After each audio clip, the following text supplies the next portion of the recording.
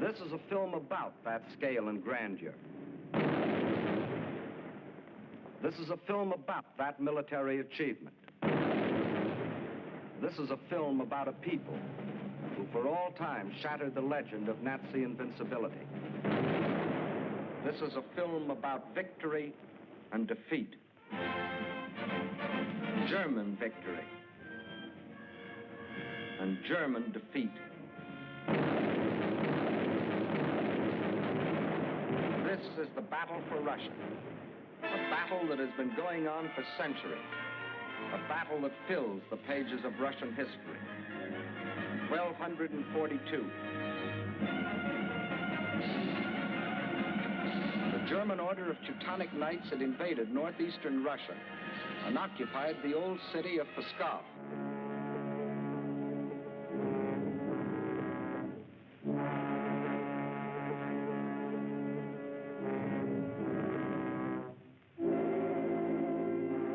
Under the leadership of their Grand Master, von Bock, they threatened to enslave the whole population of that area, including the capital, Novgorod.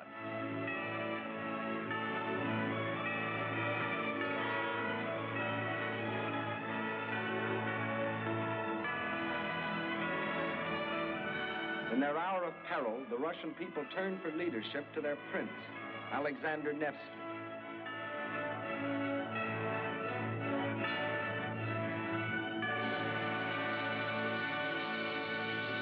And on April the 5th, 1242, on Lake Peipus, the Russians met the might of the German forces.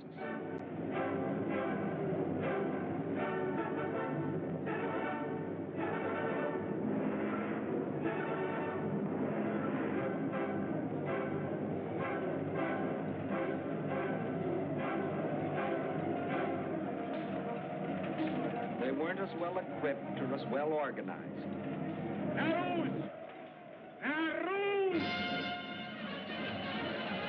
But in their hearts was a flaming courage, a flame so fierce that it pierced the German army.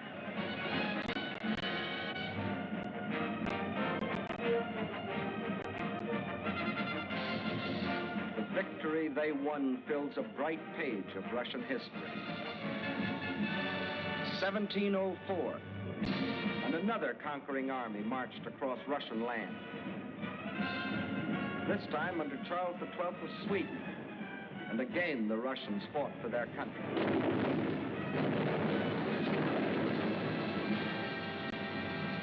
Led by their emperor, Peter the Great, after 5 long years of war, they defeated the Swedes in the historic Battle of Poltava.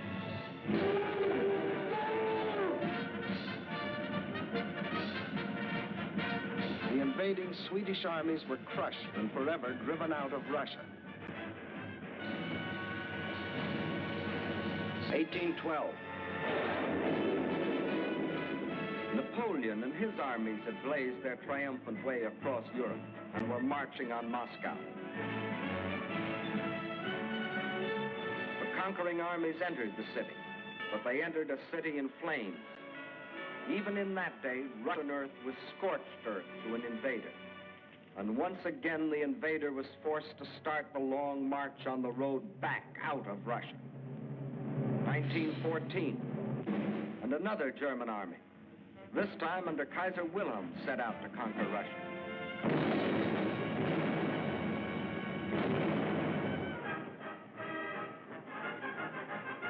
This time, the Russian people, under the regime of the Tsar, were not only fighting German guns,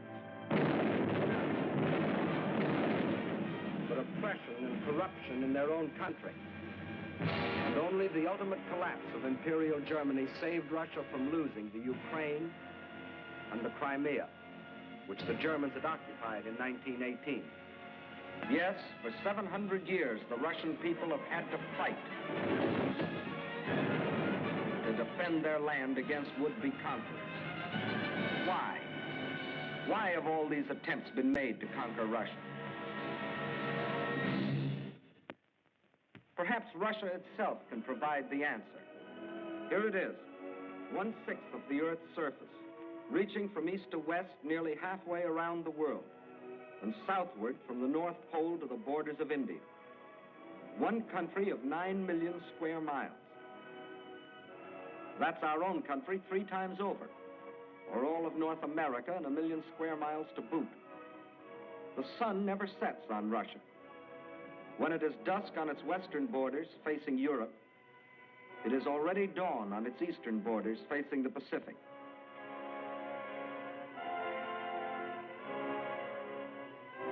That's Russia, or to be correct, the Union of Soviet Socialist Republics. Deep in its mountains lie thick, rich veins of gold and silver.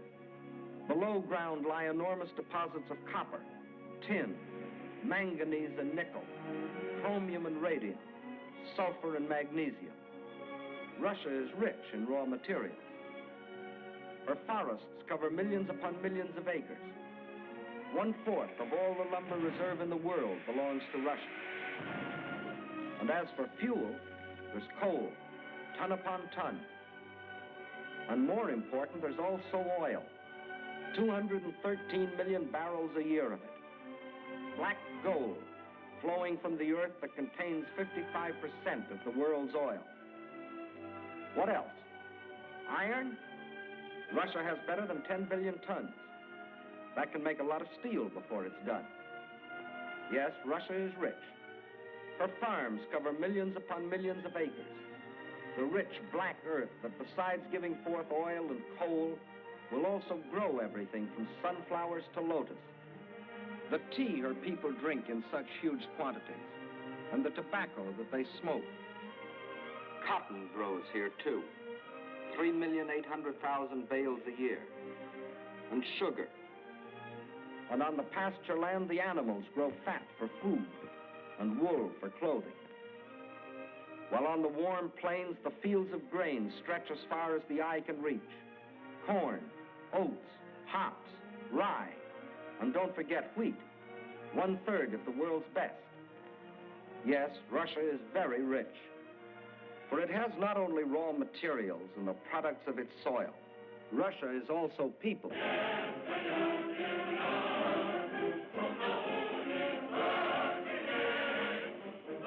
193 million people.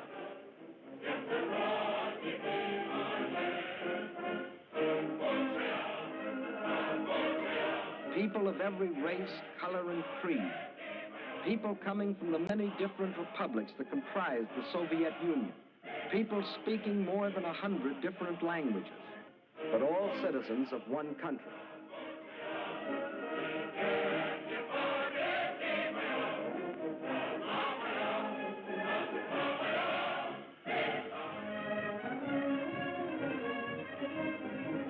Whether they are the great Russians, the descendants of the first settlers of this vast area, and for 1,000 years its main population, or Cossacks, the famous horsemen from the open plains of the Don River Valley.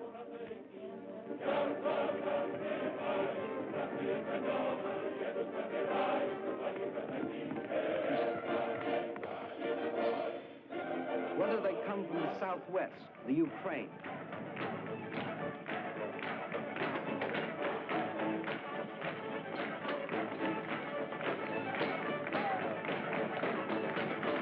here in the breadbasket of the Soviet Union live the Little Russians, better known as Ukrainians, and beside them the Moldavians and Bessarabians. Or if they come from the far south, between the Caspian and Black Seas,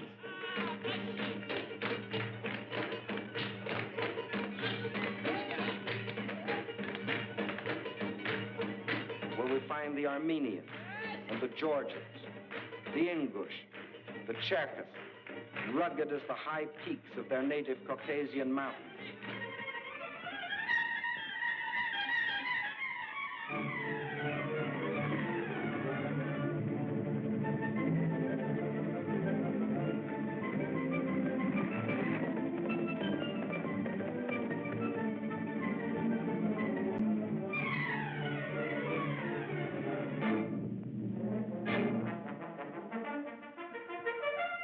Whether they are Uzbeks, Turkmen, Kyrgyz, from the Persian and Indian frontiers, or Mongols,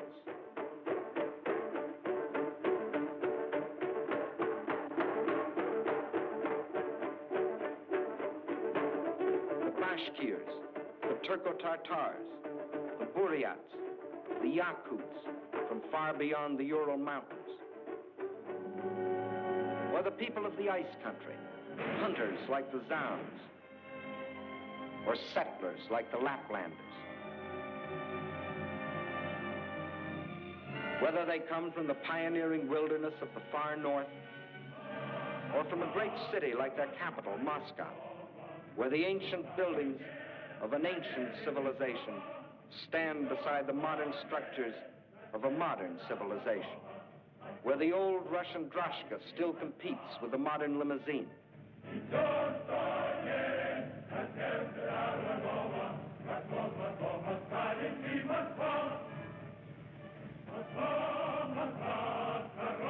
Whether they work in factories or as soldiers, whether they are bricklayers or traffic cops, sailors or riveters, school children or farmers, nurses or engineers, window washers or sales girls, housewives or postal clerks, radio announcers or stewardesses, scientists or typists, musicians or ballerinas.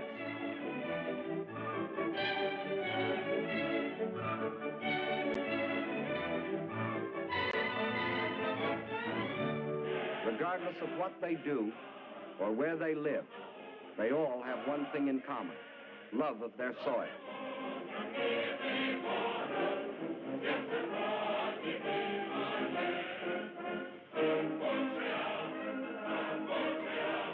That is Russia.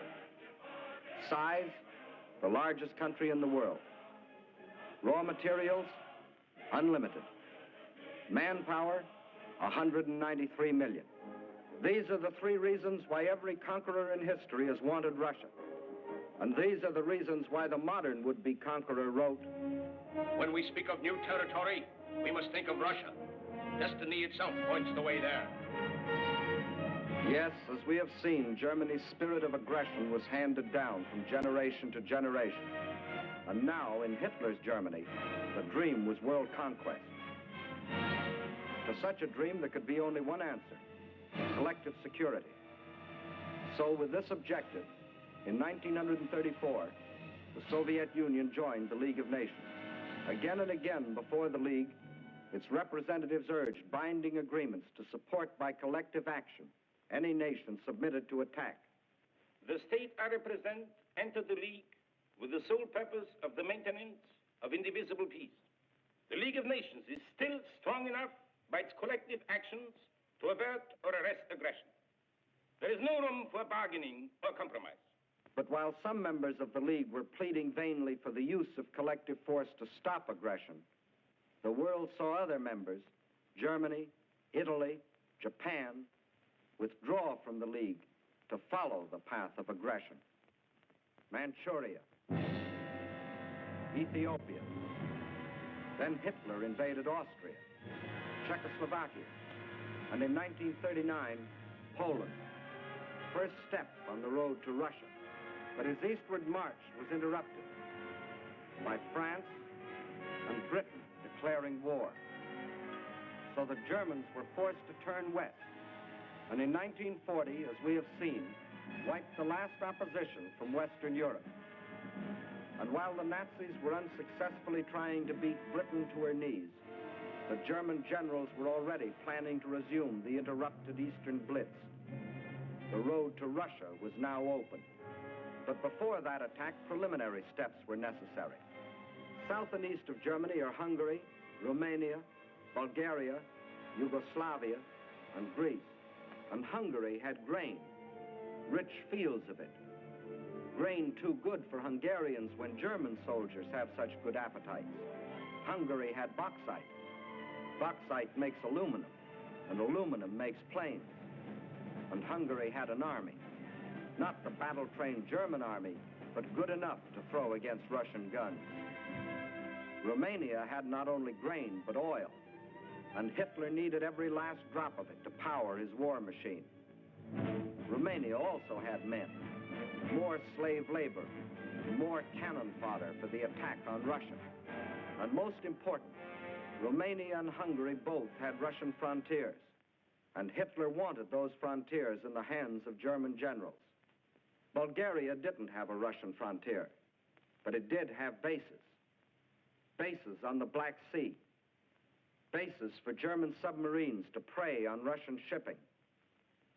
By the spring of 1941, the reactionary governments of Hungary, under the dictatorship of Admiral Horthy, of Romania, governed by young King Michael, who was only a tool in the hands of Hitler's puppet, General Antonescu, and of Bulgaria, ruled by King Boris, always a disciple of German imperialism.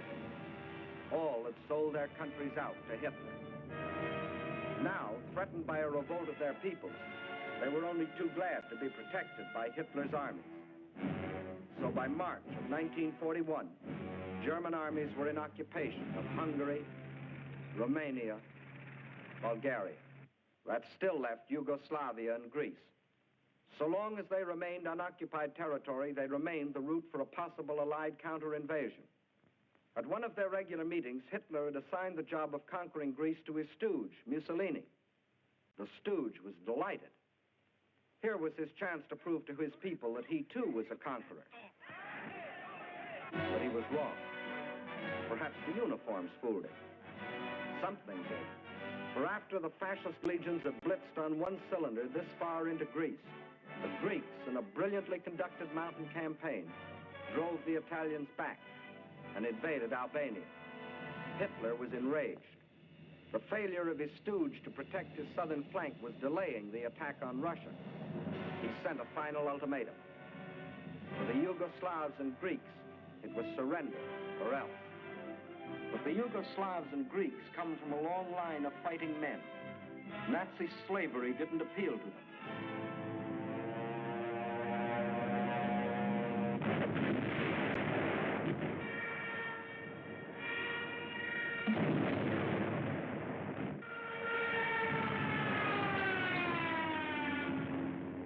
At dawn, on April 6th, German bombs told the Yugoslavians they were at war with Germany.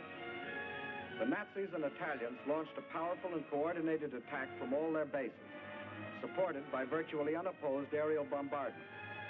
The conclusion was inevitable. Although resistance was determined, the Yugoslav army was cut up into many small segments and captured. The war in Greece also began on April 6th. There, in spite of fierce and valiant resistance by the Greeks and the British who had come to their aid, the Germans, overwhelmingly superior in both numbers and equipment, forced their way past the Bistritsa River, Mount Olympus, the famous passage of Thermopylae. And by the end of April, the swastika flew over the ancient city of Athens. The conquest of the Balkans was now complete. The whole force of Nazi might could now be turned loose on Russia. There was no time to waste, for time was Russia's weapon. Their industries, so recently built and which, like our own, were designed for the ways of peace, were converted for war. Instead of steel for plows and tools, steel for shells and guns. They knew their industry could never produce enough to equip them adequately for the titanic struggle. But what they could produce, they would. At the same time, the army began to grow. More and more men were called up to be trained, hardened, drilled, prepared to defend their land.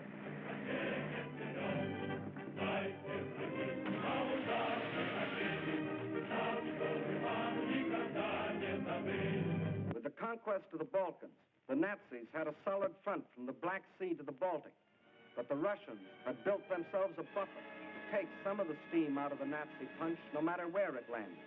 But where would it land? When the blow came, it was from 5 different directions, and from the north, 1 extra, just for luck. That was the big day.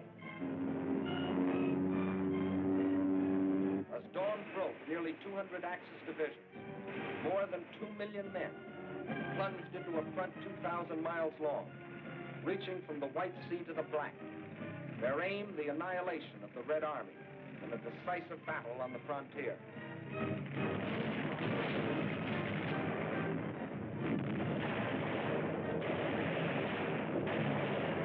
The offensive started along the whole length of the front, but was concentrated on three main objectives: Leningrad, Moscow, and Kiev, the capital of the Ukraine. In the first 30 days, von Lieb's forces drove to within 125 miles of Leningrad, while the Finns under Mannerheim, supported by the Germans, began a drive from the north to encircle the city. In the center, von Bock's army plunged 480 miles into Soviet territory. One Russian city after the other was overrun by the invaders.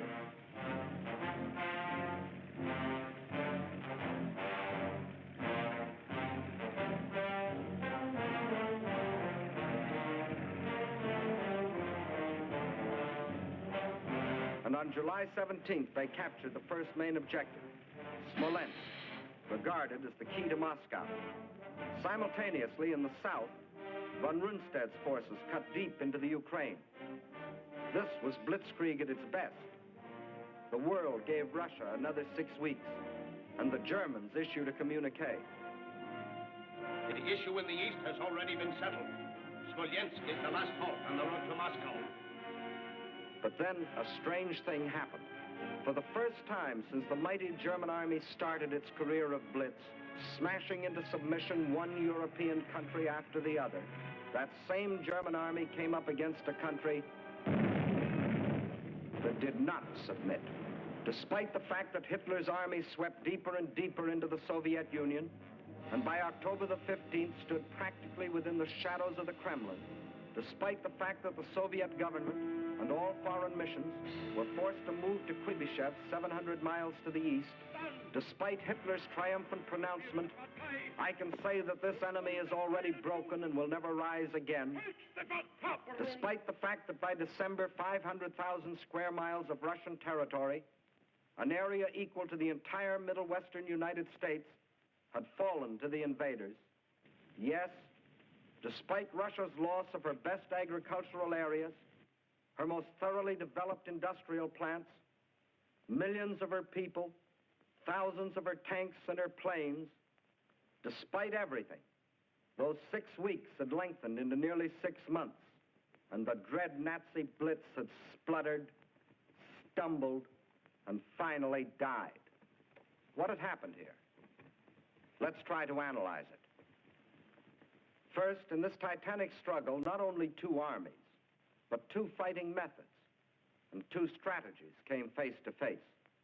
The German strategy was based on the well-tried Keil and Kessel, or wedge and trap maneuver. One wedge would be driven deep into the enemy territory to hook up with another spearhead driven through to meet it. In the trap thus formed, the victim would be pocketed for annihilation. The German plan in every campaign was to seek a decisive battle at the moment of invasion. A single blow must destroy the enemy without regard for losses. A gigantic, all-destroying blow. Remember the campaigns you have already seen in these films. Poland. The Poles concentrated on their borders. The Blitz broke through. 18 days finished Poland. France. The Allied strength on the borders. The breakthrough at Sedan. And the issue of France was settled. The Balkans. The Yugoslavians rushed to the border. The breakthrough came, and in 12 days, Yugoslavia was gone. The Germans planned the same blitz against the Russians. But the Russians had developed their own strategy, one to take full advantage of the vast area of their land.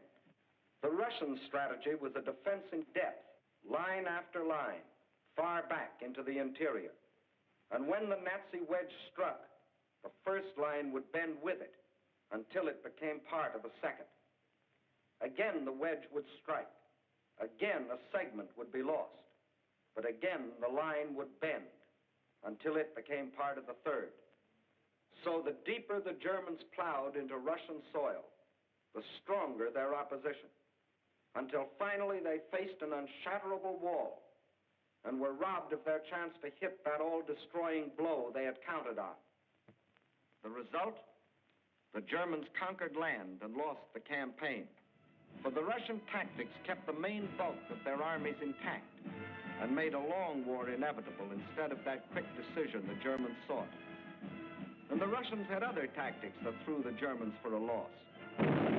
Germany had developed blitz warfare, mechanized warfare, armies on wheels, juggernauts to crush everything before them. But the Russians found a way to drag them out of their traveling fortresses. They used their cities as strongholds and made the blitz come to them down alleys.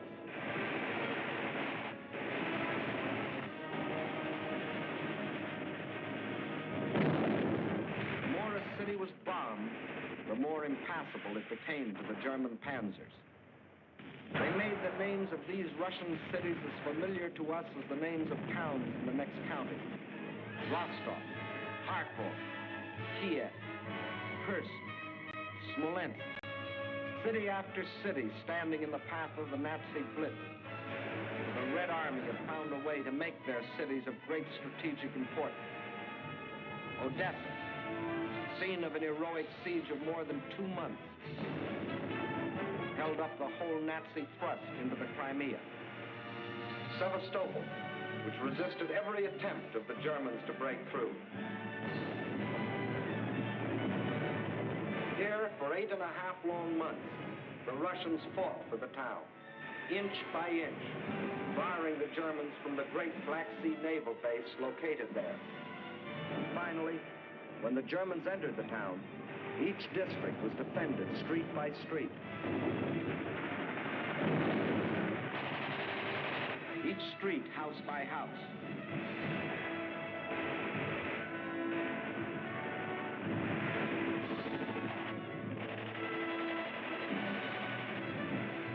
Each house, room by room.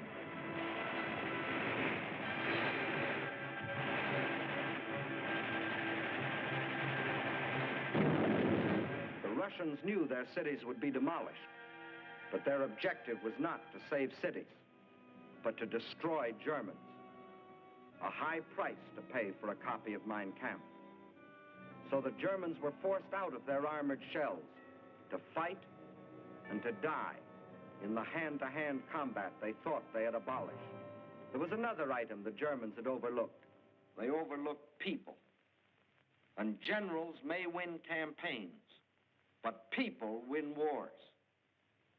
And on that fatal June 22nd, when the Russian people first learned of the invasion of their country, their grim faces told of their determination to fight and to die, but never to surrender. They knew this wasn't a question of who occupied what piece of land. This was a question of life or death.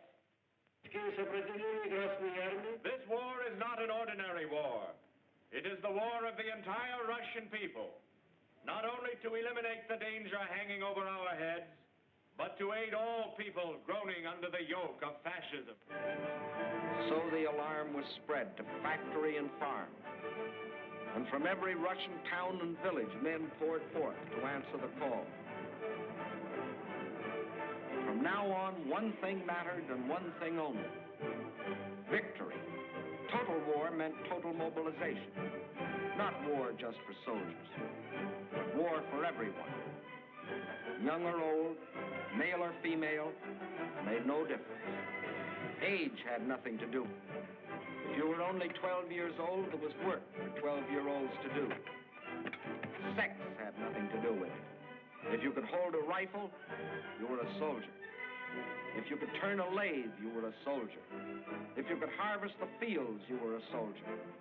If you could handle a locomotive or pilot a ship or guide a tractor, you were still a soldier.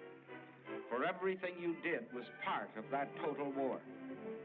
Nothing that the enemy could use was left behind.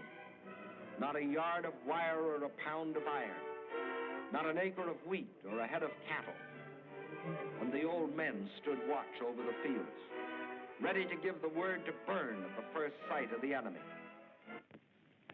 Scorched earth. What can't be withdrawn must be destroyed. That meant the factories, the plants, the oil depots. Flames claimed them all. The giant dam dam at Niprostroy, into which had been poured not only steel and concrete, but 5 long years of Russian toil and Russian sweat to yield the miracle of electricity to the farms and people of the Ukraine. Now, rather than let the power it generated fall to the enemy, they destroyed it. Scorched earth, the land they had lived on and worked on, their forests, their fields, their farms. They surrendered them to the flames, but not to the invaders. That was the scorched earth. And for action behind the German lines, a new army was formed. An army without uniforms, whose home was the forest, and whose front was the enemy's rear. The guerrilla army. A minimum of glory and a maximum of determination. Their achievements were seldom recorded. Look well at these faces. You will never see them again in the ranks of war prisoners or read their names over heroes' graves. Ahead of them lay nothing but the rope and the halter, but they stayed behind and went on fighting. Their only goal was merciless destruction. Destruction of communication lines, supplies, the invaders themselves. Their weapons were dynamite and the terror of surprise.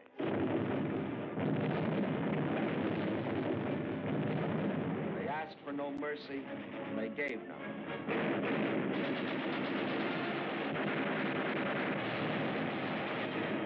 This is the guerrilla army. This, the scorched earth. This, the Red Army. These, its leaders.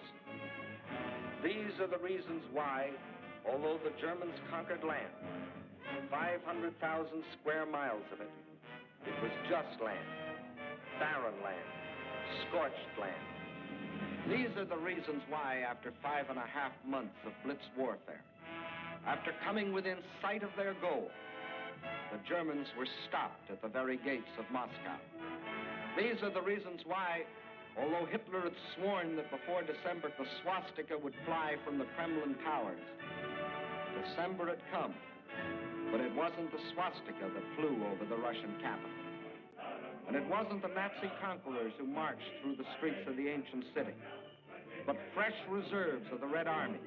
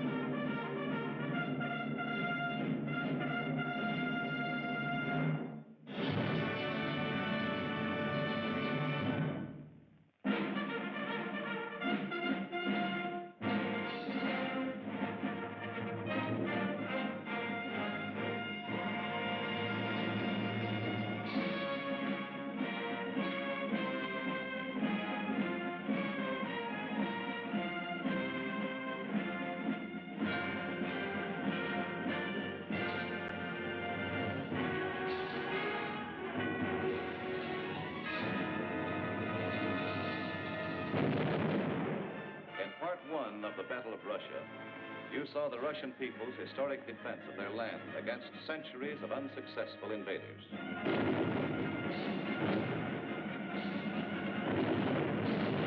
You also saw how after 5.5 months of Nazi blitz, the Russians stopped Hitler at the very gates of Moscow, and how, in spite of Hitler's prediction that by December of 1941, the swastika would fly over the Kremlin towers. December had come, but it wasn't the swastika that flew over the Russian capital, and it wasn't the Nazi conquerors who marched through the streets of the ancient city, but fresh reserves of the Red Army on their way to reinforce and relieve the front lines.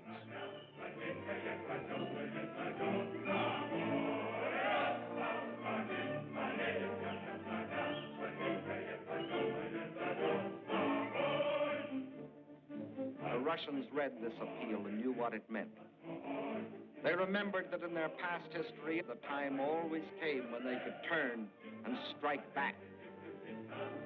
The time had come. Their old ally, the Russian winter, had carpeted the Russian land.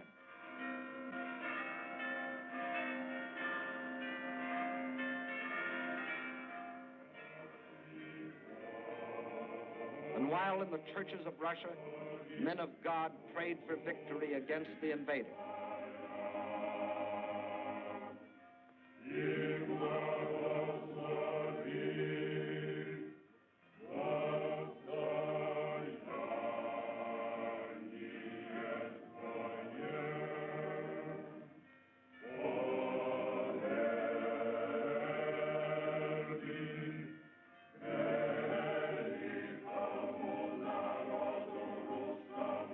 in the front lines, the men of the Red Army listened to the long-awaited order of the day.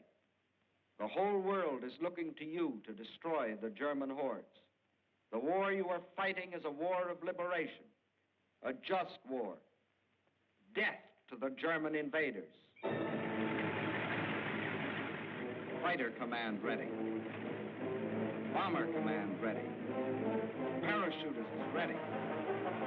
Artillery in position. Tanks manned. Cavalry in position. Infantry ready. Beyond those hills is the enemy. Alive! Alive! Alive! Alive! Alive!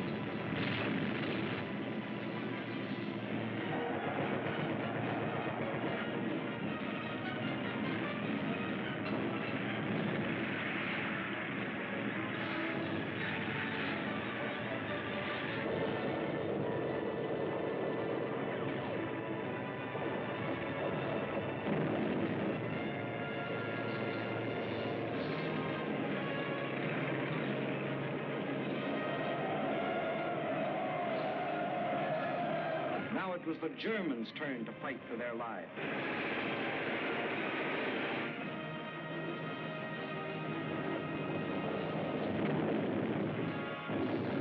Now, for the first time, it was the German army that retreated.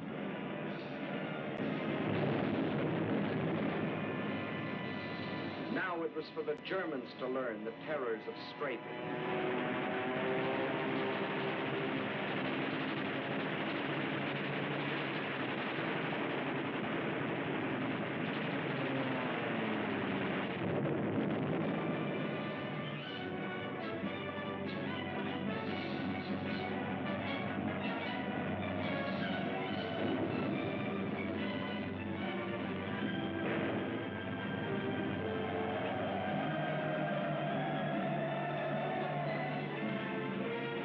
Village after village, town after town, on the Red Army swept through the country which for days and weeks had been under the invaders' yoke.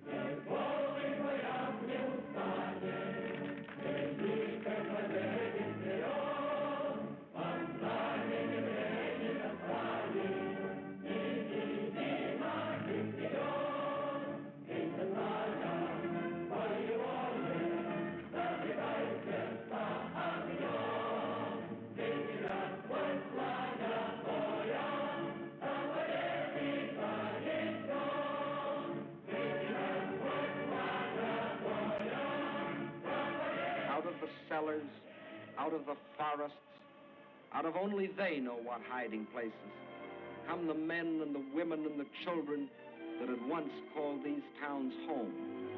Soldiers and guerrillas find wives and mothers. Friends are reunited. There is thanksgiving in their streets, thanksgiving in their hearts. But there is also something else, something they will never forget, their ruined homes, the shattered towns they once had known as thriving and prosperous communities. They stand gutted now, ghostly relics of what they once had been.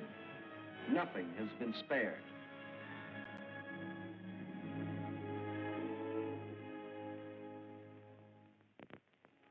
This was a museum, the former home of Peter Tchaikovsky, a man who wrote music for Russia. Music that sought the heart of his own people. And because it found that heart, it found the hearts of people everywhere. His piano concerto.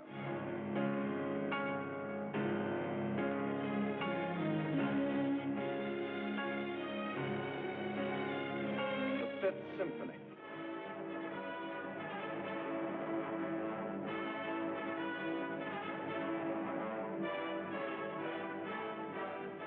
Nearby had read his famous book, they would have learned their fate before. За смерть детей и матерей наших. За смерть детей и матерей наших. За пытки и издевательства над моим народом. За пытки и издевательства над моим народом.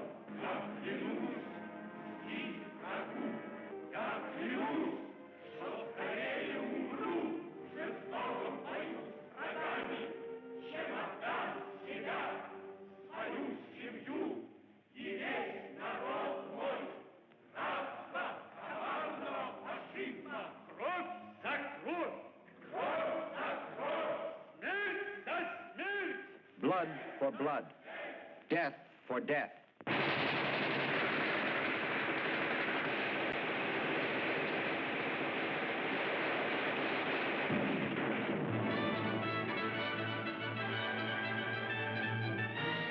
That is the reason the Russians smashed on, deeper and deeper, along the entire front from Rostov to Leningrad. Nowhere could the tide of Russian pressure be stopped. And by spring of 1942, this area was delivered from the Germans. But this was not the important result. Not that this town or that village was retaken, but that the whole legend of Nazi invincibility had been shattered. German armies could retreat too. German armies could be defeated. German troops could be captured.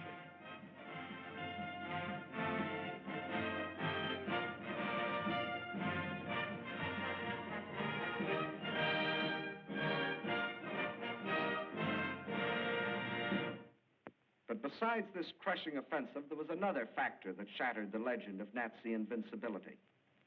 That factor, which will live forever in the history of this war, was written by the people of this city.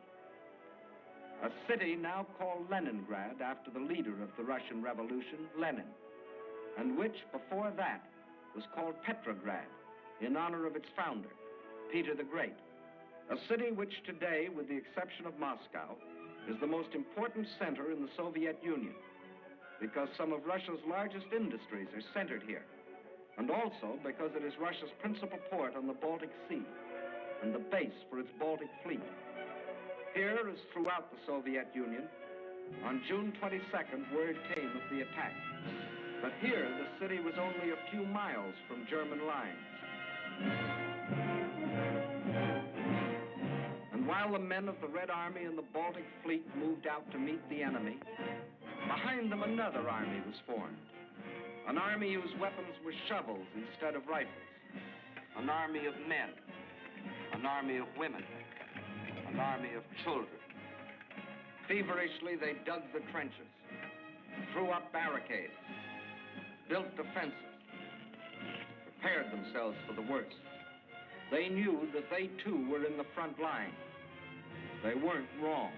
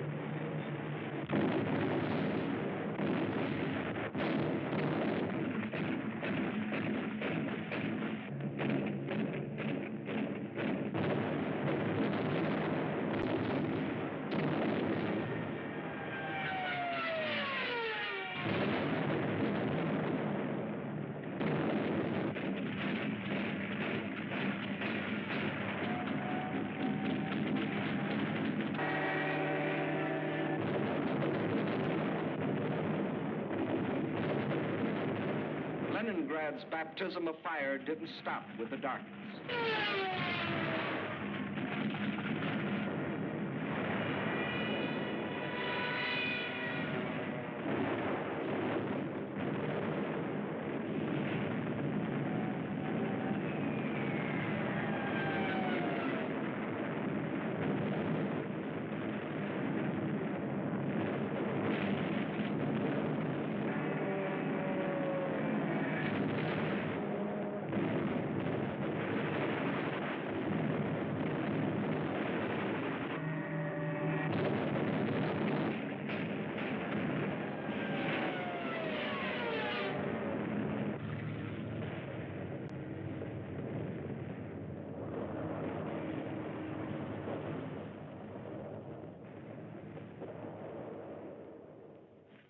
Nazis surrounded the city and announced it was cut off and doomed.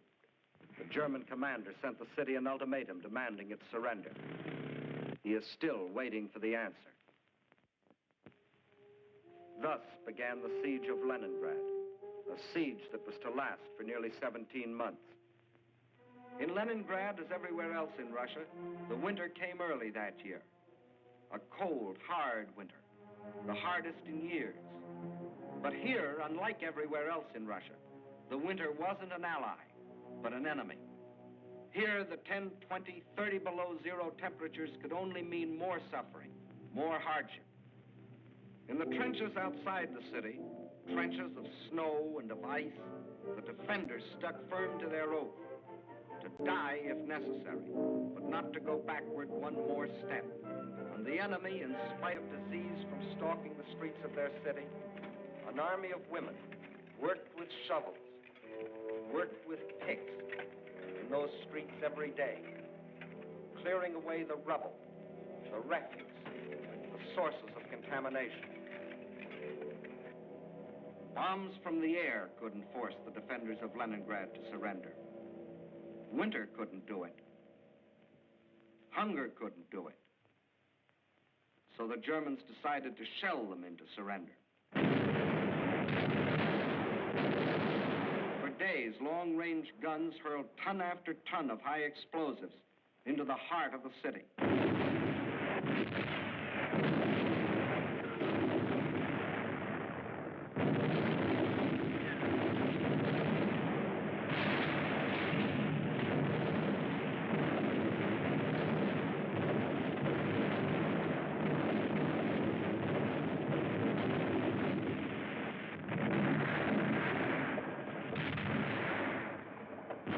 The more the people of Leningrad were shelled, the harder they worked.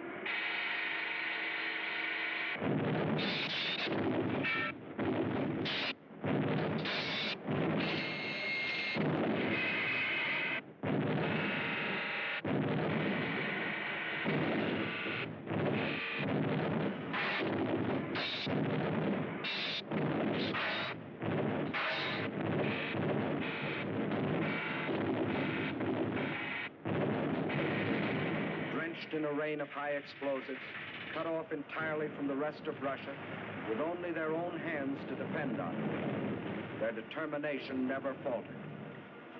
Every day, more people died of cold, disease, hunger.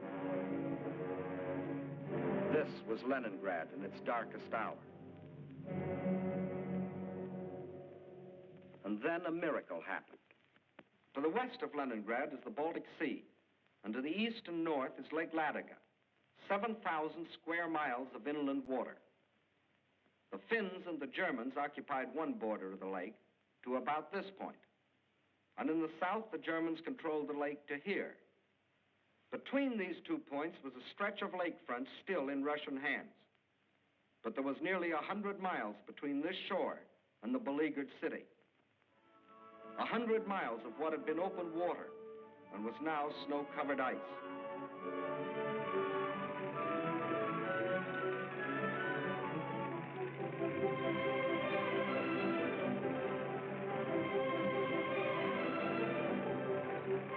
Across this frozen surface now went tractors, sledges, carving a road across the lake. And soon across this highway, from the far side of the lake, poured a stream of trucks, bringing in food, oil, grain, fuel, truckload after truckload of fresh life for the people of the city. Too late, the Germans discovered that they had left one avenue of rescue open.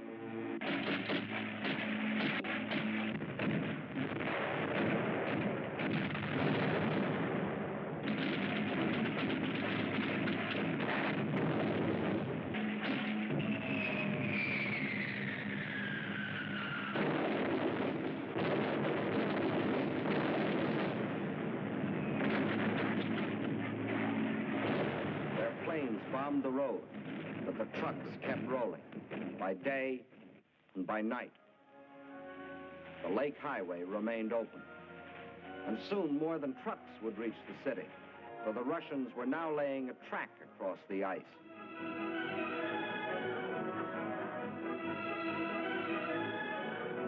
To the heroes of Leningrad, says the inscription on this locomotive as it starts its pioneer voyage. From the far shore of the lake, it brings food, medicine, supplies of all kinds.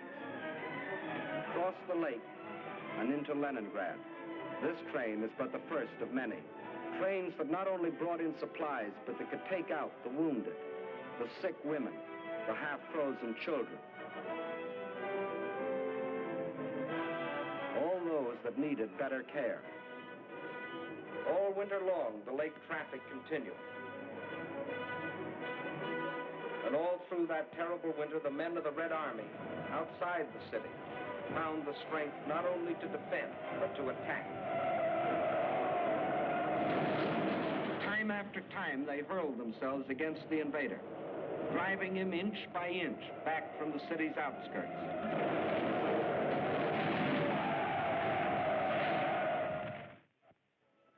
And then spring came. Spring.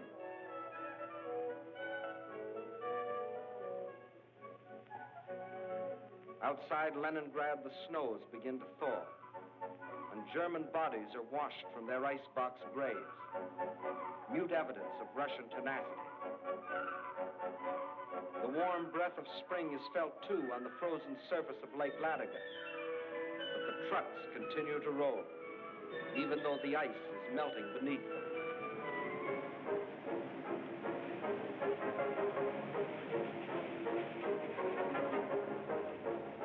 Spring, as it invariably does, comes to the city, too.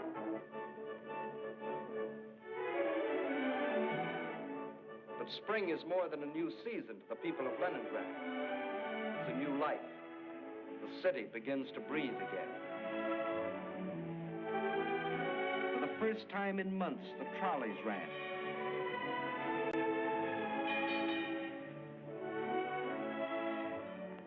That first day, it seemed that every man and woman and child in the city had to go for a ride.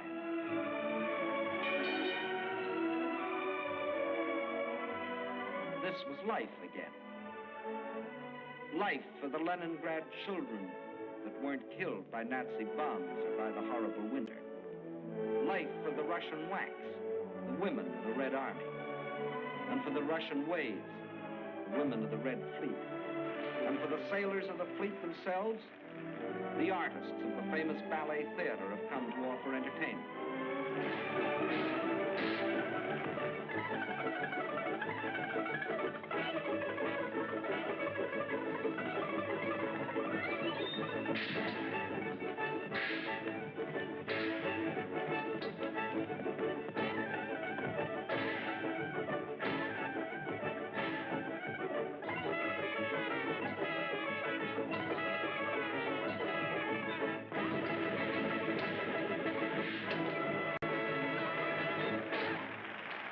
Spring is here.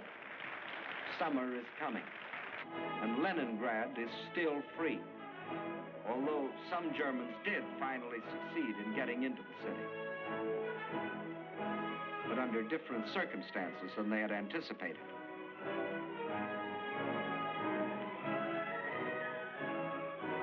Yes, here too the legend of Nazi invincibility was shattered against the iron will and courage of a determined people. The citizens of Leningrad have proved that generals may win campaigns, but people win wars.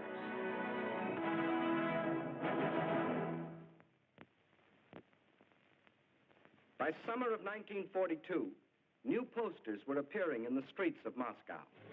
Posters that greeted and welcomed their allies. Allies whose help was already arriving in Russian ports. Allies whose friendliness had sent drugs and food and warm clothing to help sustain them in their darkest hour. But in spite of all this, the staff of the Red Army knew that they still faced the most powerful enemy in history, and that enemy would attack again.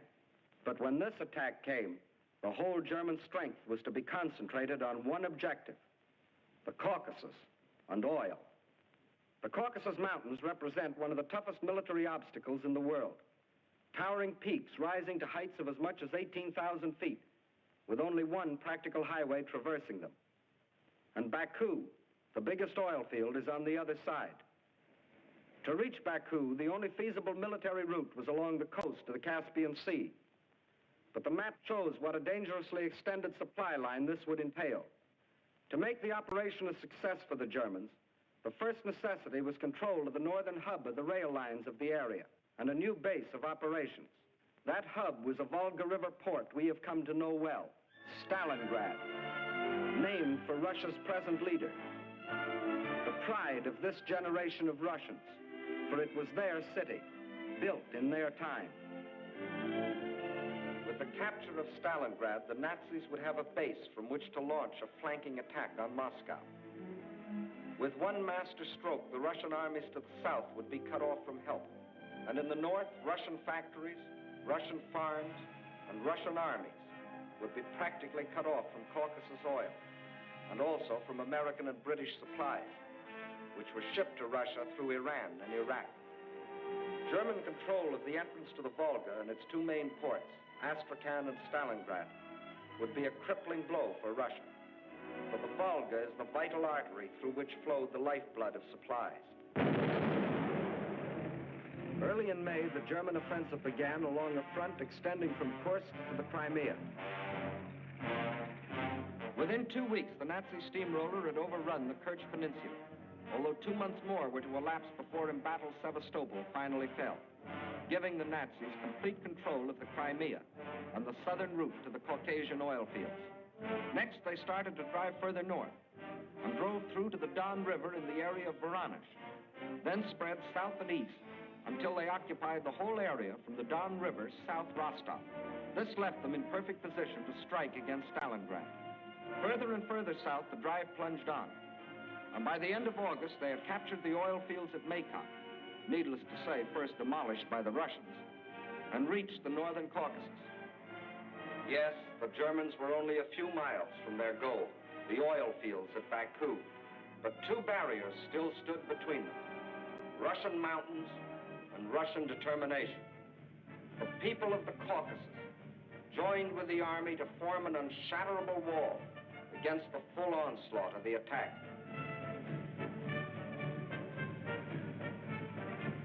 Further north, the Nazi pincers were within 15 miles of Stalingrad.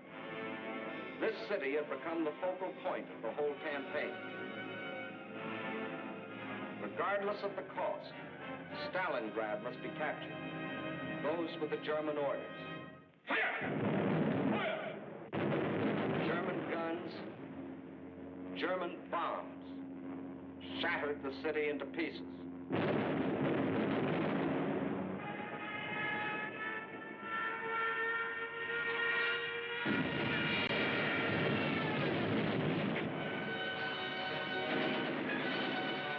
By September 20th, the Germans, after 30 days of grueling and ceaseless fighting, battled their way into the city's outskirts.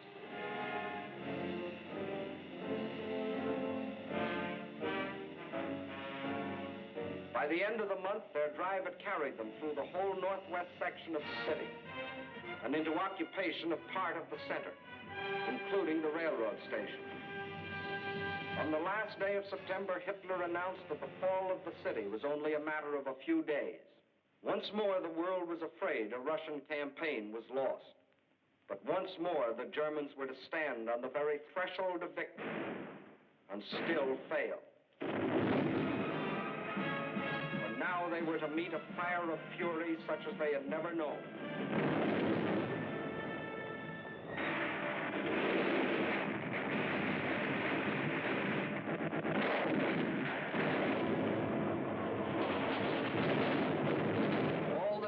Before, the battles waged in the streets of Kiev, Rostov, Odessa, Sevastopol, these were all preludes to what happened in Stalingrad.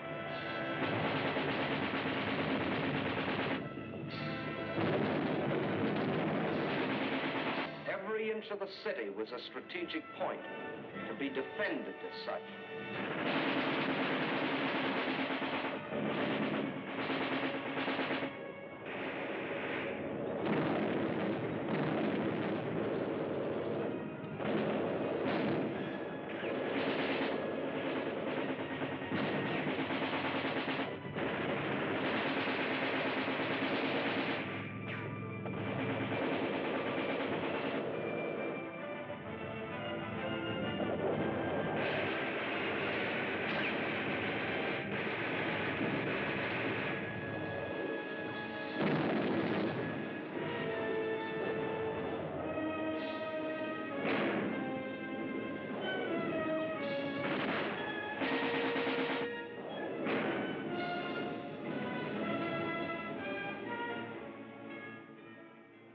By the end of October, snow covered Stalingrad.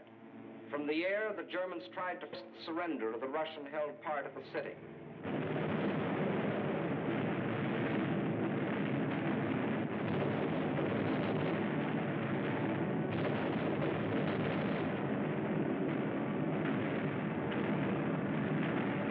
At the same time, the battle of the streets continued.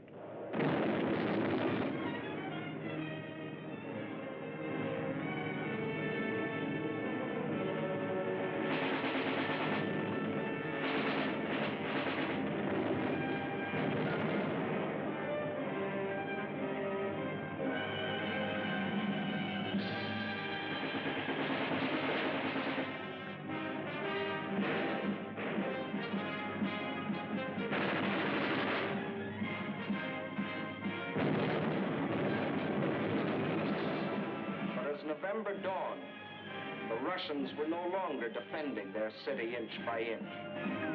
Inch by inch, they were regaining it.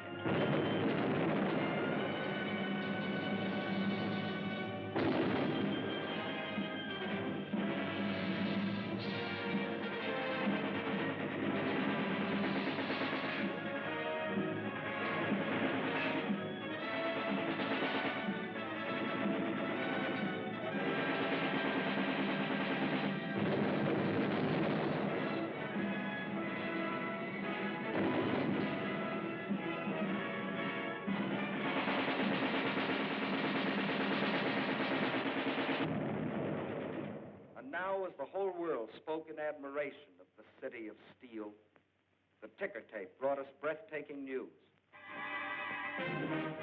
American and British troops had landed in and occupied North Africa.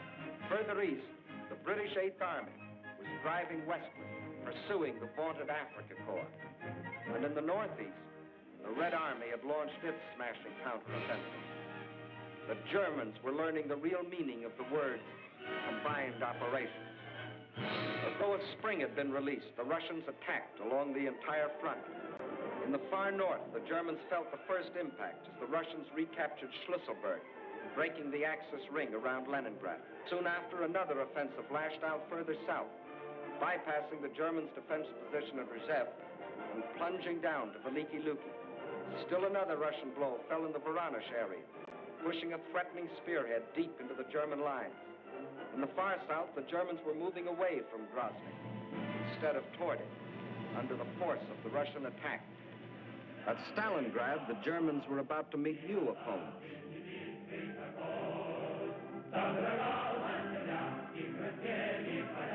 Fresh reserves were arriving from far Siberia. They had been stationed there in case of trouble with the Japanese. Now these troops had been transported to relieve the embattled defenders of Stalingrad.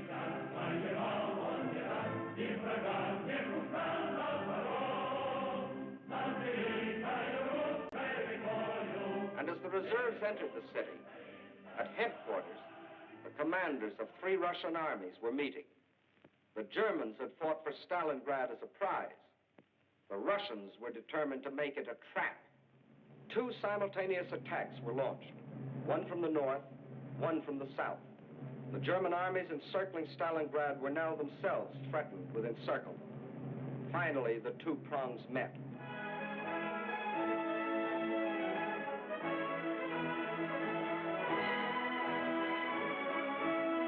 These battle-hardened soldiers of the Northern Army and soldiers of the Southern were emotional as children as they greeted each other.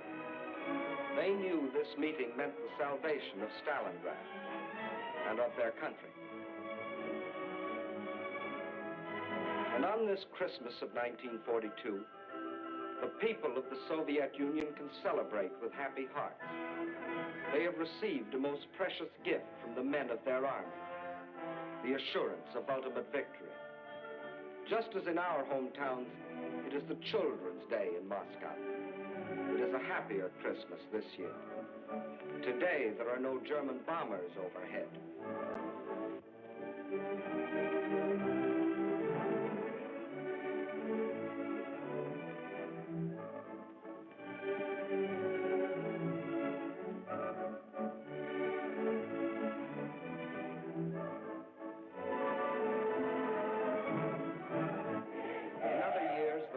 Like ourselves, celebrated on New Year's Eve, but not now.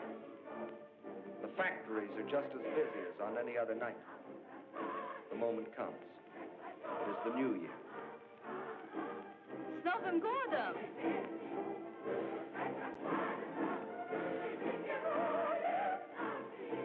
And at the front, the greeting is the same, up to a point. С Новым годом, гвардейцы! Огонь!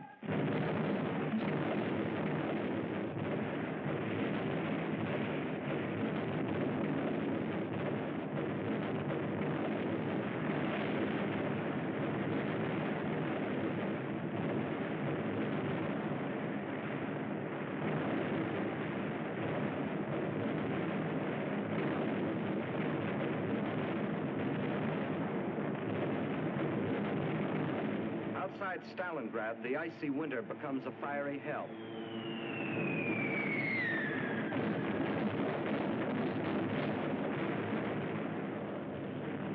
Here are concentrated the latest in Russian equipment. Flamethrowers, ice gliders, used here by shock troops to capture airfields in advance of the main army. Rocket guns, Katyusha, the Russians call them.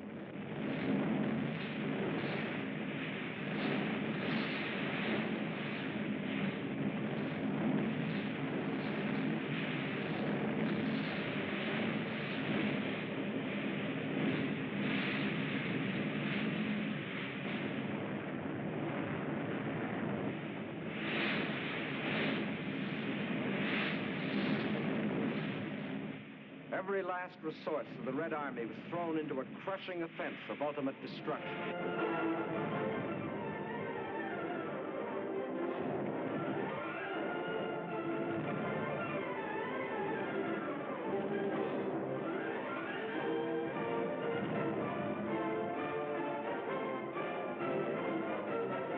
This was Kyle and Kessel with a vengeance, but the Nazis were getting Kesseled instead of the Russians.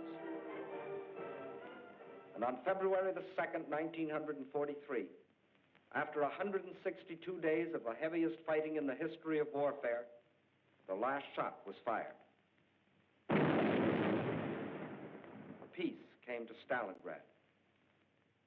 In the shattered streets, the blasted ruins, the ghastly evidence of their ordeal, the defenders of the city greet the rescuing army of the dawn.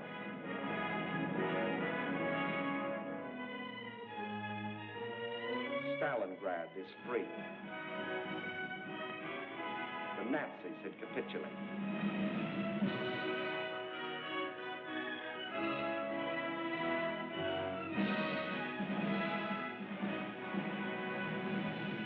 The German generals who had been ordered by Hitler to take Stalingrad regardless of the cost, and who had obediently promised that the city would be his. These generals, 24 of them, who had covered themselves with such glory and such medals on the fields of Poland and Norway and France, they now had only their past glory to comfort them. This is Field Marshal von Paulus, Commander-in-Chief of the German armies at Stalingrad. This is the man who told his soldiers that if they surrendered, he would see to it that their families died in reprisal. When he faced his captors, perhaps his worried expression reflected an anxiety that Hitler might take the same revenge on his family. For he knew that when he surrendered, Hitler lost not only a field marshal, he lost an entire army, 22 divisions, 330,000 men. These are the men who had been promised that as conquerors they would winter in Stalingrad. Well, it was winter, and this was Stalingrad, and here were the conquerors.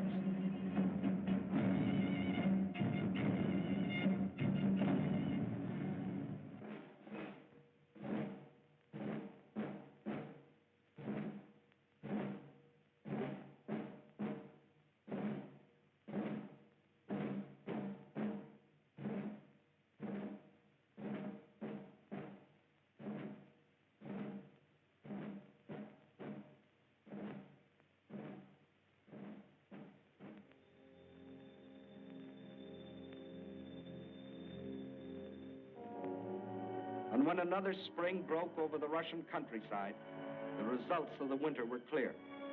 The invader had been driven back far beyond the lines he had occupied a year earlier.